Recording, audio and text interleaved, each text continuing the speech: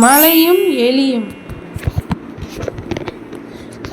ஒரு பெரிய மலையடிவாரத்தில் ஒரு சிறிய எலி வாழ்ந்து வந்தது. அந்த எலிக்கு தான் மிகவும் வலிமையானவன் என்று பெரிய தற்பெருமை இருந்தது. ஒரு நாள் அந்த எலி மலையை பார்த்து, மலையே, நீ இவ்வளவு உயரமாக இருக்கிறாய், ஆனால் என்னால் உன்னை துளைக்க முடியும்.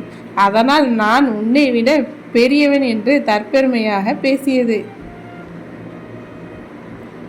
மலை அமைதியாக, என்னை விட மேகம் பெரியது, அது என் உச்சியையே மறைத்துவிடும் என்று கூறியது.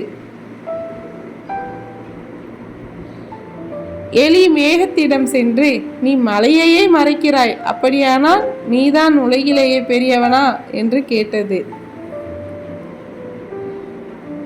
மேகம் சிரித்து கொண்டே, இல்லை, காற்று என்னை தள்ளி சென்று விடும், அதனால் காற்றே பெரியது என்றது.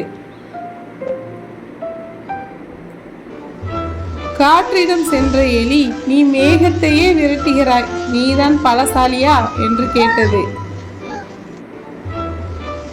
காற்று சொன்னது, எவ்வளவு பலமாக வீசினாலும் அந்த பெரிய மலையை என்னால் அசைக்க முடியாது, அதனால் மலையே பெரியது என்று கூறியது.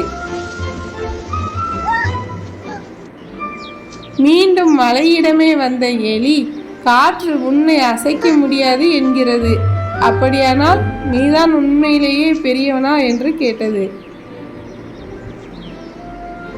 அதற்கு மலை சொன்னது, நண்பா, நான் உயரமாக இருக்கலாம், ஆனால் என்னை விட நீதான் பெரியவன். ஏனென்றால் இவ்வளவு பெரிய மலையாக இருந்தாலும் என்னை துளைத்து உள்ளே வீடு கட்டும் வலிமை உன்னிடம் மட்டுமே இருக்கிறது என்று கூறியது. நீதி: உருவத்தை பார்த்து எவரையும் எடை போடக்கூடாது. ஒவ்வொருவருக்கும் ஒரு தனிப்பட்ட திறமை உண்டு.